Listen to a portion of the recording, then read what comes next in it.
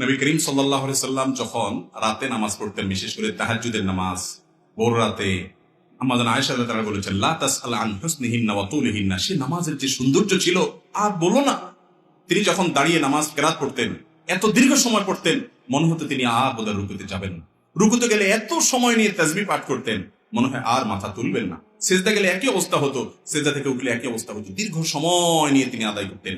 কত বেশি কষ্ট করতেন যে স্বয়ং আল্লাহ রাব্বুল আলামিন তাকে বলছেন যে কুমিল লাইলা ইল্লা কালিলা, হে রাসূল, আপনি রাতে দাঁড়িয়ে নামাজ পড়েন, কিন্তু কিছু সময় নিজের শরীরের জন্য রাখেন, একটু ঘুমান। আল্লাহ বলছেন। এত বেশি লম্বা সময় নিয়ে রাতে দাঁড়িয়ে তাহাজ্জুদ আদায় করতেন। ভাইরা আমার, এই নামাজ, এই সালাত আজ কোথায় বলেন?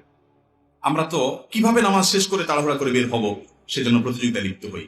নামাজের স্বাদ সম্পর্কে আমরা বিভিন্ন সময় বলেছি ভাইরা, দীর্ঘ কথা বলার সময় নেই আজ। নামাজের স্বাদ যদি আমরা পেতাম, আল্লাহর কসম, নামাজ থেকে গুলি করে আমাদেরকে কেউ সরাতে পারতো না। আমরা যে হুলস্থুল করি, এর মূল কারণ হলো ইবাদতের স্বাদ আমরা পাই না। আর ইবাদতের স্বাদ কেন পাই না? চোখের গুনাহের কারণে, হারাম বক্ষণের কারণে, সাধারণ পাপাচারের কারণে। এগুলোর কারণে ইবাদতের স্বাদ নষ্ট হয়েছে। তো প্রশ্নকর্তা যেটি বলেছেন যে নবী সাল্লাল্লাহু আলাইহি ওয়াসাল্লাম পা ফুলে যেত, হ্যাঁ, এটা ঠিক।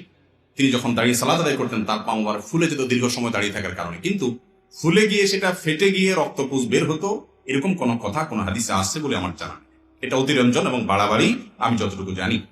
হাদিসে আসছে শুধু পা ফুলে যেত, অতএব ফেটে রক্ত বের হয়ে যেত, এত সময় দাঁড়িয়ে তিনি সালাত আদায় করেছেন, এরকম কোন হাদিস আমার জানা মতে নাই। আমরা নবী সাল্লাল্লাহু আলাইহি ওয়াসাল্লামের মর্যাদা বর্ণনা করতে গিয়ে যদি বাড়াবাড়ি করি, তাতে কি সওয়াব হবে না গুনাহ হবে? তিনি বুখারীর হাদিসে বলেছেন, লা তুতরুনি কামা আতরাতিন নাসারা ইবনে মারইয়াম, তোমরা আমার মর্যাদা বর্ণনা করতে গিয়ে সীমা লঙ্ঘন করো না, যেমন খ্রিস্টানরা ইবনে মারইয়াম বা ঈসা আলাইহিস সালামের মর্যাদা বলতে গিয়ে সীমা লঙ্ঘন করেছে। এটা আমাদেরকে এবারে দায়িত্বশীল হতে হবে।